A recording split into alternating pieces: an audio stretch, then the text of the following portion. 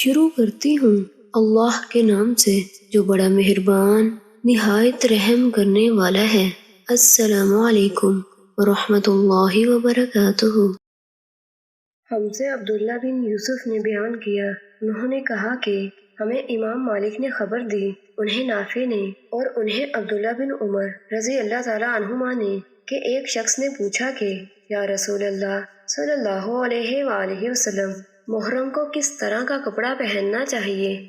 حضور صلی اللہ علیہ وآلہ وسلم نے فرمایا، نہ کرتا پہنے، نہ امامہ باندھے، نہ پاجامہ پہنے، نہ بارانے کوٹ، نہ موزے، لیکن اگر اس کے پاس جوتی نہ ہو تو وہ موزے اس وقت پہن سکتا ہے جب ٹخنوں کے نیچے سے ان کو کاٹ لیا ہو، اور احرام میں کوئی ایسا کپڑا نہ پہنو جس میں زعفران یا ورس لگا ہوا ہو۔ ابو عبداللہ امام بخاری رحمۃ اللہ علیہ نے کہا کہ محرم اپنا سر دھو سکتا ہے لیکن کنگھا نہ کرے، بدن بھی نہ کھجلانا چاہیے، اور جون سر اور بدن سے نکال کر زمین پر ڈالی جا سکتی ہے۔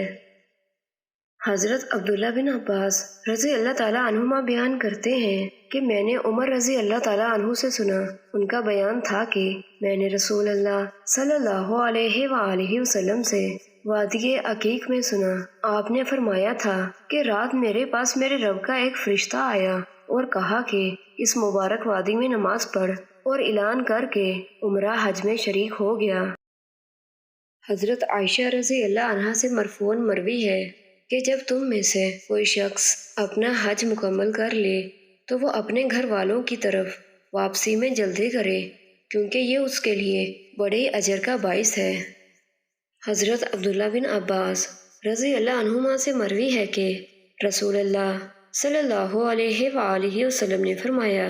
جب تم جمرہ کو کنکریاں مار لو تو تمہارے لیے بیویوں کے علاوہ ہر چیز حلال ہو گئی۔